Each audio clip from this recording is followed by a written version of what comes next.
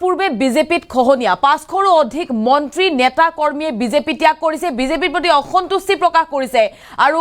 তাৰ পাছতে চিন্তিত হৈ পৰিছে বিজেপি নিৰ্বাচনৰ পূৰ্বে ফেটি খোৱা দেখিবলৈ পোৱা গৈছে বিজেপিৰ আমি লৈ আহিছো বিশেষ খবৰ হাৰিয়ানাৰ বিজেপিৰ বাবে বেয়া খবৰ নিৰ্বাচনৰ পূৰ্বে বিজেপি দলত কপনি আৰু ইজনৰ পাছত আনজনকৈ মন্ত্ৰী নেতা কৰ্মীয়ে বিজেপি দল ত্যাগ কৰিছে হঠাৎ থানবান হৈ গৈছে বিজেপিৰ ভেটি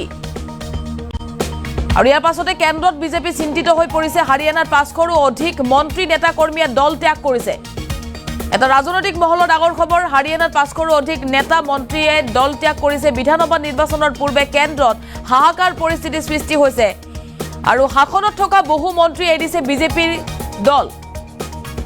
বিজেপি দল ইতিমধ্যে আসনত থকা বহু মন্ত্ৰীয়ে ত্যাগ কৰিছে হাৰিয়ানা নিৰ্বাচনৰ প্ৰথমখন তালিকা ঘোষণা হৈছে আৰু এই তালিকা ঘোষণাৰ পাছতে দলত ভাঙুন আৰম্ভ হৈছে প্ৰাক্তন মন্ত্ৰীৰ লগতে বহু দলীয় কৰ্মীয়ে নিজৰ দলক লৈ অসন্তুষ্টি প্ৰকাশ কৰিছে আৰু যাৰ বাবে লগে লগে দল ত্যাগ কৰিছে মন্ত্ৰী ৰঞ্জিত সিং বিধায়ক লক্ষ্মণ দাসৰ দল ত্যাগৰ পাছতেই সৃষ্টি হৈছে বিজেপিত খলকনিৰ আৰু বিজেপিৰ দলত খহনীয়া আৰম্ভ হৈছে প্ৰাক্তন মন্ত্ৰী কৰণ কম্বোজে মুখ্যমন্ত্ৰীৰ বিৰুদ্ধে আনিছে ভয়ংকৰ অভিযোগ আৰু হাৰিয়ানাৰ বিজেপি চিন্তিত হৈ পৰিছে নিৰ্বাচনৰ পূৰ্বেই মুখ্যমন্ত্ৰীৰ গাদী খহাই দিয়াৰ ভৱিষ্যতবাণী কৰণ কম্বোজৰ পদত্যাগ কৰা সকলৰ ভিতৰত আছে অৰ্ধ শতাধিক বিধায়কৰ লগতে মন্ত্ৰী ইয়াৰ পাছতে চিন্তিত হৈ পৰিছে বিজেপি কেন্দ্ৰতো বিজেপিৰ কপনি আৰম্ভ হৈছে শক্তি মন্ত্ৰী ৰঞ্জিত সিং ৰাজ্যিক মন্ত্ৰী বিশম্বৰ সিং বিধায়ক লক্ষ্মণ লাপাৰে পদত্যাগ কৰিছে অমিত জৈন শামেশ্বৰ গিল দৰ্শনগিৰি মহাৰাজ আদিত্য চৌতালা সাবিত্ৰী জিন্দালে পদত্যাগ কৰিছে আৰু দীৰ্ঘদিন ধৰি দলত সেৱা আগবঢ়ায়ো দলৰ পৰা বঞ্চিত হৈছিল এই সকল লোক আৰু বিজেপি ত্যাগ কৰি বিজেপিৰ প্ৰতি অসন্তুষ্টি প্ৰকাশ কৰিছে আৰু বিজেপিৰ খহনীয়াৰ পাছতেই ক্ৰমান শক্তি বৃদ্ধি পাইছে কংগ্ৰেছৰ কিয়নো ইয়াৰ একাংশ নেতা কৰ্মী বিজেপি ত্যাগ কৰি কংগ্ৰেছত যোগ দিয়াৰ সম্ভাৱনা পদত্যাগ কৰা অধিকাংশ মন্ত্ৰী বিধায়কে কংগ্ৰেছৰ সৈতে যোগাযোগ কৰিছে নিৰ্বাচনৰ পূৰ্বেই কংগ্ৰেছত আনুষ্ঠানিক যোগদানৰ সম্ভাৱনা আৰু যাৰ বাবে এতিয়া কেন্দ্ৰত ব্যাপক জোকাৰণি সৃষ্টি হৈছে বিজেপি মহলত চিন্তিত হৈ পৰিছে কেন্দ্ৰত বিজেপি হাৰিয়ানাত সমাগত নিৰ্বাচনৰ পূৰ্বে কংগ্ৰেছত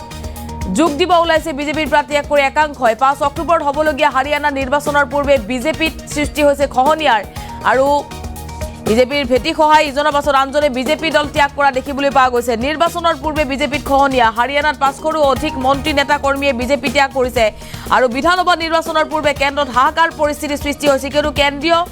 কেন্দ্ৰত বিজেপিও চিন্তিত হৈ পৰিছে হাৰিয়ানাত সমাগত নিৰ্বাচন আৰু নিৰ্বাচনৰ পূৰ্বে এনেদৰে বিজেপি দল ত্যাগ কৰিছে ইজনৰ পাছত আনজনে শাসনত থকা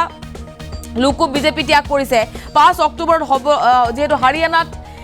নিৰ্বাচন আৰু হাৰিয়ানাৰ বিধানসভা নিৰ্বাচনৰ পূৰ্বে বিজেপিৰ প্ৰতি মোহভংগ হোৱা দেখিবলৈ পোৱা গৈছে অসন্তুষ্টি প্ৰকাশ কৰিছে আৰু বিজেপি দল ত্যাগ কৰিয়ে বিজেপিৰ বিৰুদ্ধে ক্ষোভ বুজাৰিছে একাংশ প্ৰাক্তন মন্ত্ৰী বিধায়কে বিজেপি ত্যাগ কৰিছে নেতা কৰ্মী বিজেপি ত্যাগ কৰিছে বিজেপি দলত থাকি তেওঁলোকে বহু শক্তিশালী আৰু গুৰুত্বপূৰ্ণ ভূমিকা পালন কৰি আছিল আৰু তেওঁলোকে পদত্যাগৰ পাছতেই বিজেপি দল বিপদত পৰা দেখিবলৈ পোৱা গৈছে নিৰ্বাচনৰ পূৰ্বে ৫০০ৰো অধিক লোকে বা বিজেপি নেতা কৰ্মীয়ে বিজেপি দল ত্যাগ কৰিছে আনুষ্ঠানিকভাৱে বিজেপি ত্যাগ কৰিছে আৰু ইয়াৰ অধিকাংশ লোকে কংগ্ৰেছত যোগ দিব বুলি জানিব পৰা গৈছে ইয়াৰ পাছতে চিন্তিত হৈ পৰিছে কেন্দ্ৰত বিজেপি কেন্দ্ৰীয় চৰকাৰ তথা বিজেপি দল কেন্দ্ৰত চিন্তিত হৈ পৰিছে হাৰিয়ানা নিৰ্বাচনৰ পূৰ্বে বিপদত পৰিছে বিজেপি কিয়নো ইজনৰ পাছত আনজনে বিজেপি দল ত্যাগ কৰিছে বিজেপিৰ প্ৰতি ক্ষোভ বুজাৰিছে আৰু মোহভংগ হোৱা বুলি মন্তব্য কৰিছে শাসনত থকা বহু মন্ত্ৰীও এৰিছে বিজেপি দল হাৰিয়ানা নিৰ্বাচনৰ প্ৰথমখন তালিকা প্ৰকাশ কৰা হৈছে আৰু প্ৰথমখন তালিকা প্ৰকাশ কৰাৰ পাছতেই বিজেপিৰ প্ৰতি অসন্তুষ্টি প্ৰকাশ কৰি বিজেপি দল ত্যাগ কৰিছে আৰু ইয়াৰে অধিকাংশই কংগ্ৰেছৰ সৈতে যোগাযোগ কৰিছে বুলি জানিব পৰা গৈছে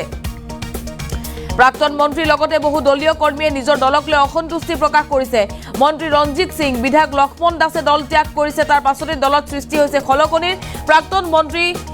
কৰণ কম্বোজে মুখ্যমন্ত্ৰীৰ বিৰুদ্ধে আনিছে ভয়ংকৰ অভিযোগ আৰু নিৰ্বাচনৰ পূৰ্বে গাদী খহাই দিয়াৰ হুংকাৰ প্ৰদান কৰিছে কৰণ কম্বোজে আৰু পদত্যাগ কৰা সকলৰ ভিতৰত আছে শক্তি মন্ত্ৰী ৰঞ্জিত সিং অৰ্ধ শতাধিক বিধায়ক আছে ৰাজ্যিক মন্ত্ৰী বিশম্বৰ সিং আছে বিধায়ক লক্ষ্মণ লাপাৰ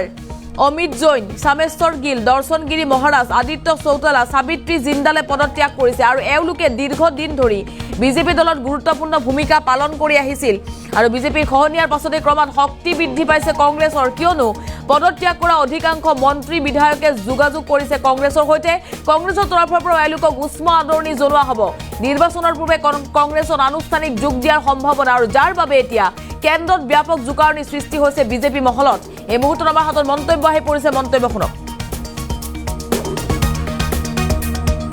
देखिए, मेरा और मेरा परिवार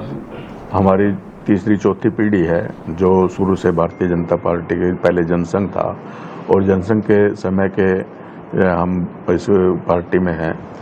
और जिस प्रकार से पूरी मेहनत और पूरी लगन के साथ पार्टी में काम भी किया। ये नहीं मैं कहता, पार्टी ने भी सम्मान दिया। 2014 में मेरे को चुनाव लड़वाया और मैं उस समय जीता, जीतने के बाद मंत्री भी बनाया। लेकिन मेरी लड़ाई एक है कि जो आज भारतीय जनता पार्टी जो अनुशासित पार्टी कहे जाने वाली पार्टी थी, आज उसमें कांग्रेस का कल्चर आ गया। ये बताइए कि कल ज्वाइनिंग करवा रहे हैं कुछ लोगों को, उन लोगों को जिन्होंने पूरे प्रदेश में जो है ना नुकसान करवाया, पूरे प्रदेश की व्यवस्था जो है ना छीन बीन करने का काम किया, कल ही उन लोगों को ज्वाइन करा करके और शाम को उनको टिकट दे दी गई। और मेरे जैसे व्यक्ति जो निरंतर 5 साल से जो ओबीसी मोर्चे का प्रदेश का कार्यभार भी संभाल रहा था मैं, तो उसको लेकर के मैं 5 साल तक जैसे मैंने पूरे प्रदेश में मेहनत की है और ओबीसी समाज को ज़्यादा से ज़्यादा भारतीय जनता पार्टी के साथ जोड़ने का काम किया है। अभी भी इस चुनाव के निमित्त हमने टोलियां बनाई थी, सामाजिक टोलियां, 150 हमारी टोलियां चली हुई। आज उन्होंने अपनी गाड़ियां भी ज़्यादातर लोगों ने वापस कर दी हैं, वो भी अपने सब घर पे बैठ गए हैं। और मेरा सिर्फ जो है ना विरोध इस बात को लेकर के है कि जिस आदमी को यहाँ से रदौर से टिकट दी गई, 2019 में यही आदमी था जिसने जो है ना मेरा खुल करके विरोध किया था। उसके ऑडियो भी वायरल हुई थी, मीडिया में वो सारी सार्वजनिक हुई थी, मीडिया के लोगों ने खूब उसको उस समय चलाई थी और पूरे प्रदेश ने उन चीज़ों को सुना था। और उस समय वो पार्टी छोड़ करके भी भाग गया था। उस समय हमारे जो प्रदेश के अध्यक्ष थे ओपी धनखड़ जी, उन्होंने तुरंत उनका इस्तीफा स्वीकार करके और उनको जो है ना पार्टी से निष्कासित कर दिया गया था। और 5 साल तक वो व्यक्ति हमें गालियां देता रहा, 5 साल तक हम उसकी बकवास सुनते रहे। पार्लियामेंट के चुनाव में उसने प्रधानमंत्री को भी नहीं छोड़ा, जो प्रधानमंत्री आज पूरी दुनिया के अंदर जिनका नाम पूरे मान सम्मान के साथ लिया जाता है, पूरी दुनिया जिनकी बात को मानती है, उस प्रधानमंत्री के ऊपर भी जिस प्रकार से पार्लियामेंट के चुनाव में उसने छींटाकशी करी और उसके बावजूद भी बाद में पार्लियामेंट के चुनाव के बाद उसको ज्वाइनिंग करा करके उसको पार्टी का टिकट देना, ये हमारे यहाँ के कार्यकर्ताओं के साथ अन्याय है। अगर राजपूत बरादरी को टिकट देना था तो हमारे पास बहुत अच्छे अच्छे कैंडिडेट। आपने वर्कर्स की मीटिंग बुलाई थी, क्या फैसला लिया गया? मैं फैसला लग लिया जी, इंडिपेंडेंट लड़ूंगा। जनता का फैसला था, इनका फैसला मान दिया। मेरे ही हल्के के सब मालिक ये है। वर्कर्स का फैसला या आपका फैसला? वर्कर का फैसला। तो आप भाजपा के नेताओं से आपकी बातचीत चल रही थी सुबह से?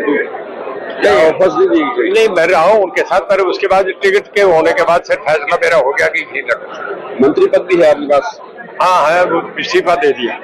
अब दोगे? आज सुबह इस्तीफा दे दिया। तो कब?